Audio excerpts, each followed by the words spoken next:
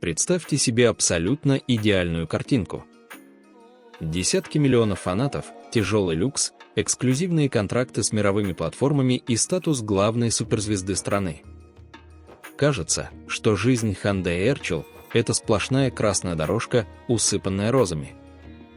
Но что, если я скажу вам, что за этой ослепительной улыбкой скрывается настоящий медийный ад?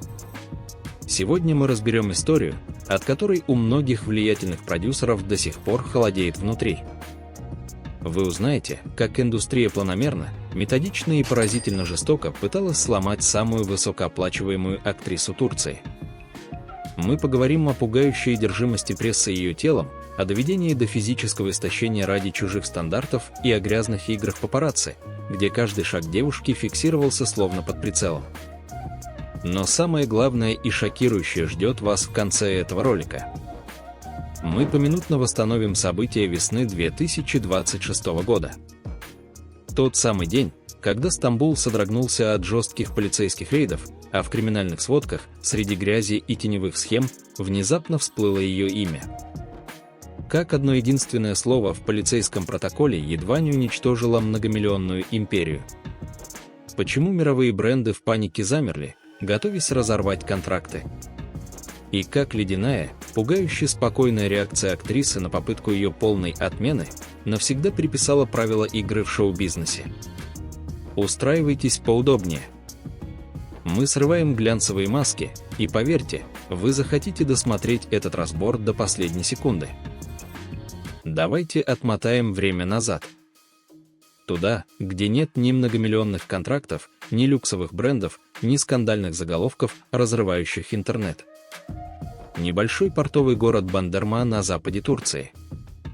Абсолютно обычная семья, где отец работает в торговле, а мама ведет домашнее хозяйство. Никаких связей в медиа, никаких богатых родственников, готовых проплатить эфирное время. Классическая, даже слишком спокойная стартовая площадка. Знаете, таблоиды обожают лепить из такого материала сладкие сказки про Золушку. Но реальность индустрии устроена куда циничнее. В детстве Ханде, конечно, тянулась к творчеству. Школьные постановки, главные роли на локальных праздниках, звучит как шаблонная биография любой второй актрисы, не находите? И, скорее всего, все это так бы и осталось на уровне подросткового хобби, если бы не один рискованный шаг. Ей 19. Она отправляется в Баку на международный конкурс красоты. Без особой уверенности, даже не надеясь попасть в топ-10.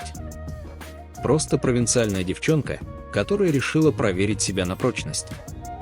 Но происходит то, чего никто не ожидал, жюри отдает ей почетное второе место. И вот здесь случается тот самый психологический надлом. Баку стал для нее не просто городом, где на нее надели ленту и вручили цветы. Это был первый раз, когда огромная индустрия посмотрела на нее в упор и сказала: «Ты можешь держать внимание. Ты нам подходишь». Этот момент дал ей то, чего не купишь ни за какие деньги, железобетонную веру в себя. Она поступает в университет изобразительных искусств, а предложения от глянцевых журналов начинают падать одно за другим. Ханде забирает свой входной билет в большой шоу-бизнес. Начинаются кастинги, попытки зацепиться, проявить себя. И в 2013 году она делает первый серьезный шаг, появляется в культовом сериале «Королек. Птичка певчая». Ее лицо начинает мелькать на экранах страны. На улицах появляются первые узнающие взгляды, режиссеры вносят ее имя в свои блокноты. Кажется, вот он, заслуженный финал долгого пути. Мечта сбылась. Но турецкий кинематограф – это самая настоящая мясорубка. Одной миловидной внешности и пары удачных ролей здесь критически мало. Чтобы не вылететь на обочину через пару сезонов, вам нужен абсолютный телевизионный взрыв. Проект, который не просто соберет рейтинги, а подчинит себе умы зрителей. И вскоре этот проект действительно приходит. Тот самый хит, который катапультирует ее на самый верх, но взамен превратит всю ее жизнь в круглосуточное реалити-шоу.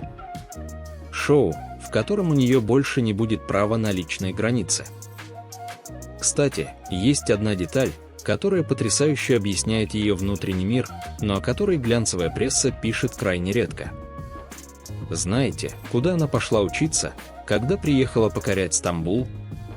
Не на курсы актерского мастерства к модным коучам, как делают сотни других начинающих старлеток. Она поступила в престижный университет изящных искусств имени Мимара Синана на факультет традиционного турецкого искусства. Ее настоящей, скрытой от посторонних глаз страстью всегда была живопись. Кисти, краски, холсты и полная тишина мастерской – вот где она пряталась от суеты. Сама актриса не раз признавалась, что если бы не кино, она бы посвятила жизнь картинам. Но судьба распорядилась иначе, вытолкнув интроверта и художницу в самый эпицентр безжалостной медийной арены. И прежде чем мы перейдем к тому моменту, когда эта арена попыталась ее растоптать, сделайте одну вещь. Проверьте, подписаны ли вы на наш канал. Если кнопка все еще красная, нажимайте ее прямо сейчас, ставьте лайк и включайте уведомления. Почему это стоит сделать? Потому что дальше мы будем разбирать вещи, о которых таблоиды предпочитают молчать. Мы шаг за шагом покажем, как конструируется статус суперзвезды, сколько на самом деле стоит ее имя, и главное, как запускается циничный механизм травли, когда вы становитесь слишком успешными и независимыми. Не переключайтесь. Самое напряженное и непредсказуемое в этой истории только начинается. Итак, вернемся в 2015 год. На телеэкраны выходит сериал «Дочери Гюнеш». Именно этот момент можно считать точкой невозврата в ее карьере. Эта роль не просто закрепила за ней статус восходящей звезды, а она запустила настоящую цепную реакцию. Гонорары стремительно поползли вверх, а рекламные контракты посыпались один за другим. Девушка, которая еще недавно сомневалась в своих силах, внезапно обнаружила себя в высшей лиге турецкого телевидения. Но давайте смотреть на вещи трезво. Хороших, талантливых актрис в Турции сотни. Одной удачной роли совершенно недостаточно, чтобы стать глобальным феноменом. Чтобы войти в историю, нужен был проект, который пробьет национальные границы. И этот прорыв случился. Настоящая международная истерия началась с выходом проекта, который буквально переписал правила телевизионных ромкомов «Постучись в мою дверь». Это был уже не просто локальный успех. Это была масштабная культурная экспансия. Право на показ сериала закупали десятки стран, и ее лицо стало появляться на экранах от Латинской Америки до Европы. Зрители моментально влюбились в этот тщательно выверенный архетип – легкая, искренняя, притягательная девушка с заразительной улыбкой. Людям во все времена нужна красивая сказка, и Ханде стала ее главным, идеальным лицом. Вместе с телевизионными рейтингами в стратосферу улетели и цифры в социальных сетях. Ее профиль в соцсети начал расти с пугающей, почти аномальной скоростью. 10 миллионов, 15, 20. Она с легкостью обошла по популярности самых именитых продюсеров и ветеранов индустрии. Каждая публикация собирала миллионы реакций за считанные часы. Понимаете, к чему это привело? Ханде Эрчел перестала быть просто актрисой, читающей заученный текст по сценарию. Она сама стала ходячим медиахолдингом. Мощнейшим брендом, чье имя гарантировало колоссальные охваты и бешеные продажи всему, к чему она прикасалась. Зрители жаждали знать о ней абсолютно все, что она носит, где отдыхает, какие средства по уходу использует. Казалось бы, вот он, абсолютный, недосягаемый Олимп. Вас искренне обожают миллионы людей по всему миру, крупнейшие корпорации выстраиваются в очередь за правом подписать с вами контракт, а режиссеры готовы переписывать сценарии, лишь бы вы согласились появиться в кадре. Но в шоу-бизнесе действует одно негласное, очень жестокое правило. Как только вы поднимаетесь так высоко, что вас становится видно отовсюду, вы автоматически превращаетесь в самую крупную и желанную мишень. И всегда находятся те, кто просто не может удержаться от соблазна проверить вашу броню на прочность. Индустрия, которая еще вчера пела ей дифирамбы, начала свою тихую, методичную и хладнокровную охоту. Понимаете, как устроена эта машина? В современном шоу-бизнесе вы не можете быть просто успешной, красивой и счастливой. Это слишком скучно для таблоидов.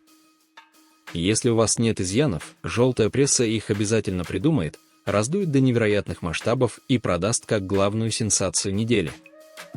Началась планомерная, почти хирургическая работа по демонтажу ее идеального образа. И первым делом под микроскоп попала, конечно же, внешность. Примерно в 2018 году медиа внезапно достают из пыльных архивов старые фотографии Ханде 8-летней давности. Их начинают ставить рядом со свежими снимками, обводя красным маркером каждый миллиметр ее лица. Журналисты с упоением выпускали статьи с намеками на то, что вся ее красота – это исключительно заслуга пластических хирургов. Губы, скулы, форма носа – обсуждалось абсолютно все. Фанаты, естественно, бросались на защиту своего кумира, справедливо замечая, что активные тренировки, взросление и здоровое питание могут кардинально изменить контуры лица любого человека. И знаете, в чем главная ирония? До сих пор нет ни одного медицинского доказательства, ни одного факта, кроме этих бесконечных сопоставлений фотографий. Но в мире заголовков правда не имеет значения, если есть хлесткий повод для хайпа. Достаточно было просто вбросить сомнения. Параллельно усиливалось колоссальное давление со стороны прессы, и оно касалось не только ее лица. Объективом папарацци фиксировался каждый килограмм. Стоило актрисе немного расслабиться в отпуске, тут же появлялись разгромные статьи о том, что она потеряла форму. Знаменитый случай перед съемками сериала «Черная жемчужина» стал идеальной иллюстрацией того, как СМИ могут довести человека до изнеможения. Репортеры без устали обсуждали ее вес, совершенно игнорируя тот факт, что девушка просто отдыхала и имела право на передышку. И это давление сработало. Она начала искать способы быстро вернуть идеальные параметры. Дошло до того, что в медиа всерьез обсуждались ее экстремальные методы похудения. В какой-то момент таблоиды пестрели заголовками о том, что Ханде пыталась питаться исключительно зелеными яблоками. Коллеги по цеху были обеспокоены, а публика с жадностью поглощала каждую новость о ее здоровье. К счастью, она вовремя отказалась от этой радикальной идеи и нашла более здоровые пути к стройности, но сам прецедент просто пугает. Это уже перестало быть просто безобидным обсуждением красивой актрисы. Это превратилось в бесконечный прессинг, с которым невероятно сложно справляться даже опытному публичному человеку. Из нее годами пытались слепить образ эдакой высокомерной ледяной статуи, оторванной от реальности. Снежной королевы, которая помешана только на себе. И сама Ханде позже признавалась, что этот ярлык сильно ее ранил. Ведь в реальности перед нами человек, который защищает природу, обожает животных и искренне горит своим делом. Но кого волнует ее любовь к природе, когда скандалы о диетах и пластике приносят в разы больше кликов? Она выдержала этот удар по своей внешности и не сломалась. Но таблоиды прекрасно знают, если нельзя уничтожить знаменитость, атакуя ее лицо и фигуру, значит, нужно ударить туда, где болит сильнее всего. Прямо в ее личное пространство. Кстати, есть еще один поразительный момент в биографии Ханде, о котором глянцевые издания предпочитают умалчивать, концентрируясь исключительно на ее внешности. Знаете ли вы, что несмотря на бешеный график съемок и постоянное давление со стороны прессы, она находит время для совершенно неожиданных вещей? В одном из интервью актриса обмолвилась, что всерьез увлекается психологией и даже подумывала о том, чтобы получить второе образование в этой сфере. Это многое объясняет в ее характере. Возможно, именно глубокое понимание человеческой природы и мотивов поведения помогает ей не сойти с ума под прицелом миллионов глаз и так виртуозно балансировать на грани между искренностью и необходимой публичной отстраненностью. Она не просто кукла для обложек, она человек, который постоянно анализирует мир вокруг себя и себя в этом мире. И прежде чем мы погрузимся в то, как этот мир пытался вывернуть наизнанку ее личную жизнь, у меня к вам важная просьба. Если вы сейчас смотрите это видео и понимаете, что мы копнули гораздо глубже, чем стандартные глянцевые биографии, пожалуйста, проверьте подписку на канал. Обязательно нажмите колокольчик и поставьте лайк этому видео. Зачем? Потому что прямо сейчас мы переходим к самой грязной части игры шоу-бизнеса. Мы детально разберем, как индустрия цинично продает личную жизнь звезд, как рождаются слухи, способные разрушить репутацию, и главное, как Ханде Эрчел оказалась в точке, где на кону стояли уже не просто сплетни, а ее будущее, контракты и свобода. Оставайтесь с нами, самое интересное впереди. Вы не захотите пропустить кульминацию этой истории. Итак, вернемся к механизму давления.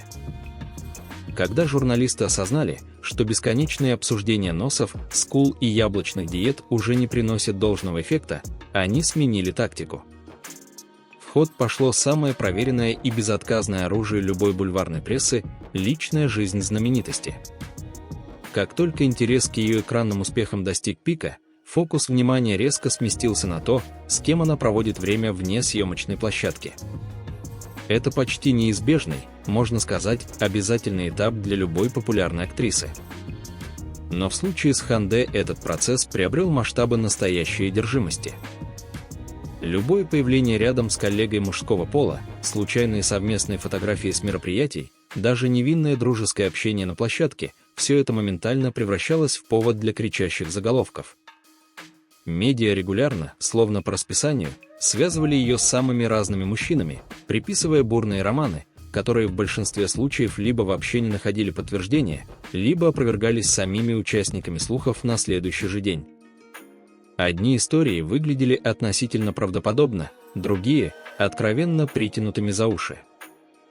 Вспомните хотя бы непродолжительные отношения с актером и Кином Мёртом Даймазом, которые закончились тихим отписыванием друг от друга в социальных сетях. А затем последовала целая череда романов, которые рождались исключительно в фантазиях журналистов. Например, слухи об отношениях с Талгой Сарыташем, с которым она снималась в «Дочерях Гюнеш». Услышав об этом абсурде, оба актера были вынуждены выступать с официальными опровержениями. Особый резонанс в прессе всегда вызывали обсуждения вокруг ее партнеров по крупным сериалам.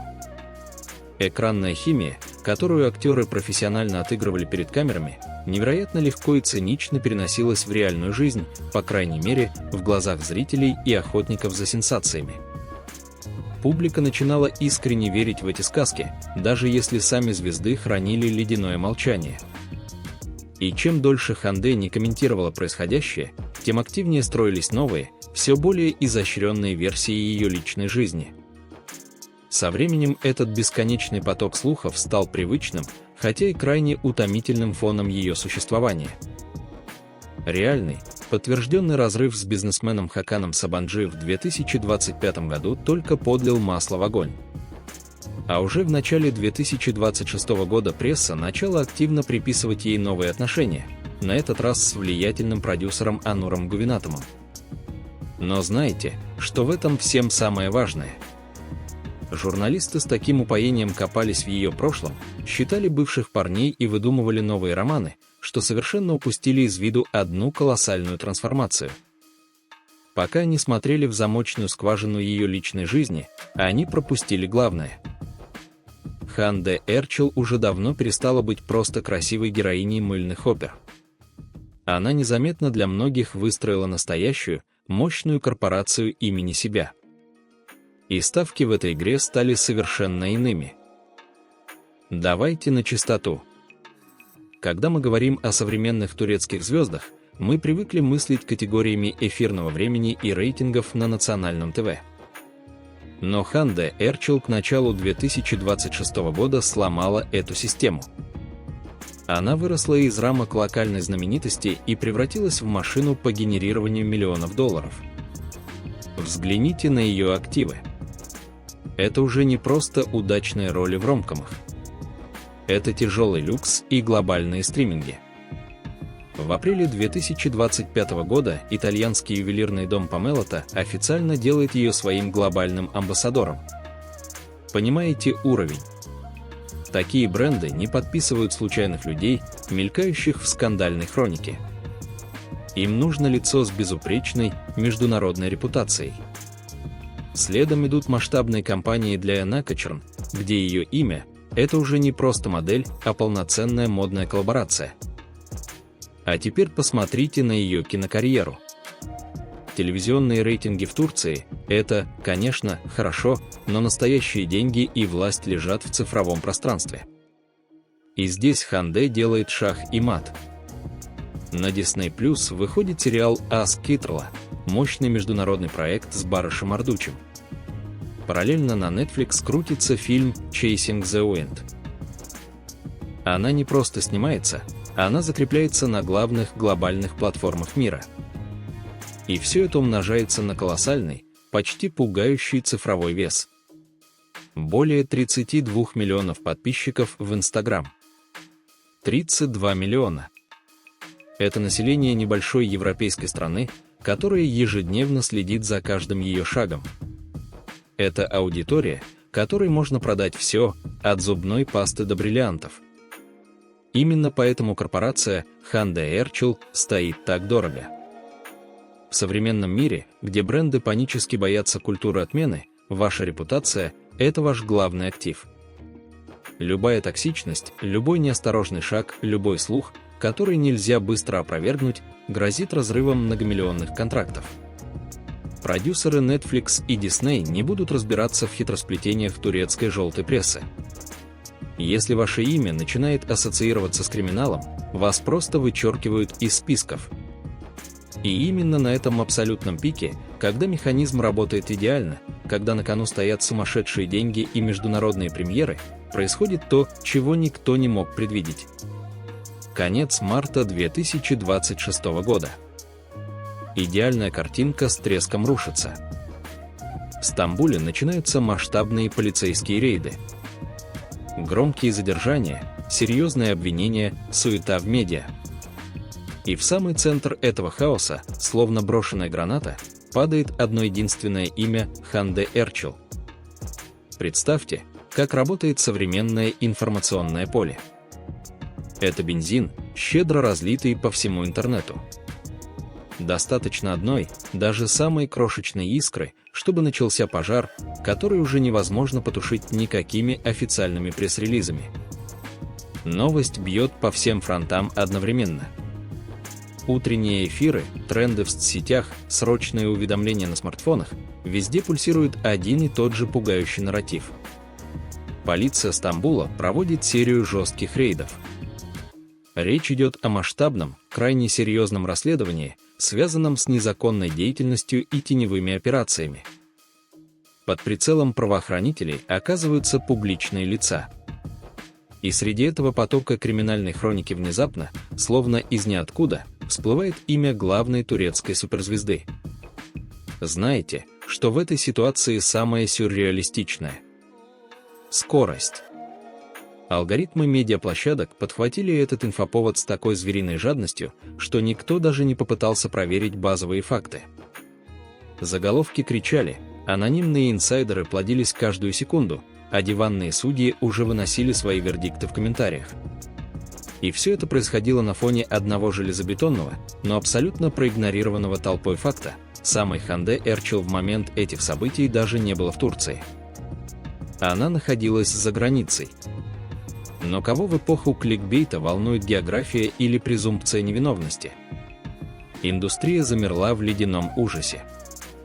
Просто представьте состояние топ-менеджеров стриминговых платформ и руководителей люксовых домов, которые вложили колоссальные бюджеты в лицо этой актрисы. В кулуарах шоу-бизнеса повисла гробовая тишина. Знакомые, которые еще вчера писали восторженные оды под ее фотографиями, резко замолчали, боясь замораться. Рекламодатели застыли в шаге от того, чтобы заморозить все действующие кампании. Это классический, безжалостный механизм отмены. Как только появляется малейший запах проблем с законом, от тебя отворачиваются все, чтобы спасти собственные капиталы. В воздухе повис один единственный вопрос – это конец? Нелепая ошибка следствия, которая в одночасье стерла годы безупречной работы? Или чей-то блестяще спланированный, хладнокровный вброс, цель которого – убрать с шахматной доски самую сильную и дорогую фигуру? Медиа ждали шоу.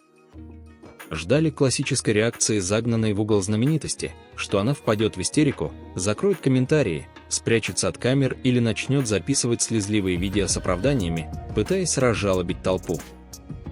Но то, как она ответила на этот удар из-за границы, сломало все шаблоны желтой прессы. Мир замер в ожидании классического медийного самоубийства. Знаете, как это обычно бывает, закрытые профили в соцсетях, путанные оправдания через посредников или, что еще хуже, долгое, подозрительное молчание, которое толпа всегда трактует как признание вины. Все ждали, что «золотая девочка» турецкого глянца просто рассыплется под этим прессом. Но ответ, пришедший из-за границы, был больше похож на шахматный ход гроссмейстера, чем на крик о помощи. Никаких слез. Никаких дрожащих рук в кадре. Вместо этого предельно сухое, юридически безупречное заявление. Она не просто отрицала причастность, она сделала это с позиции силы. Короткое сообщение на ее официальной медиаплощадке гласило: «Я нахожусь на запланированных съемках. Я полностью доверяю правовой системе своей страны и готова ответить на любые вопросы, как только вернусь». Это не была реакция испуганной актрисы. Это была реакция CEO огромной корпорации, которая защищает свои активы.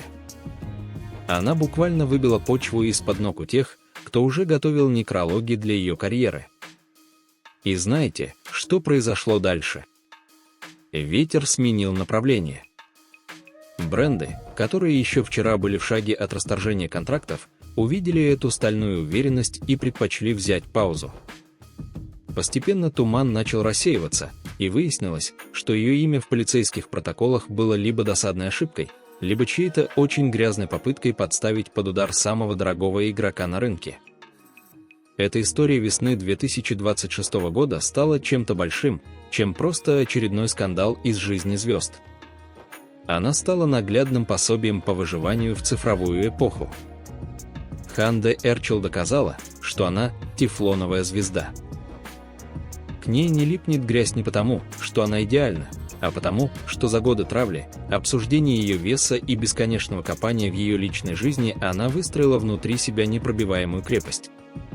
Мы посмотрели на этот путь от провинциальной девочки до лица мировых брендов и увидели не просто красивую картинку.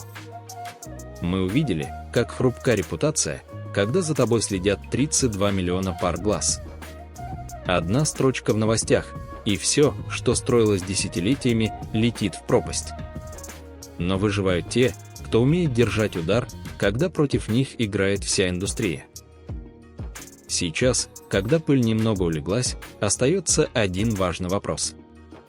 Был ли этот мартовский вброс случайностью, или это была четко спланированная атака конкурентов, решивших обрушить ее империю прямо перед крупными премьерами на стримингах? Как вы считаете, это была попытка отмены или просто нелепое стечение обстоятельств? Напишите свое мнение в комментариях, мне действительно важно знать, что вы думаете об этой стороне славы. И спасибо, что прошли этот путь вместе с нами до конца. Берегите себя и не верьте всему, что пишут в заголовках.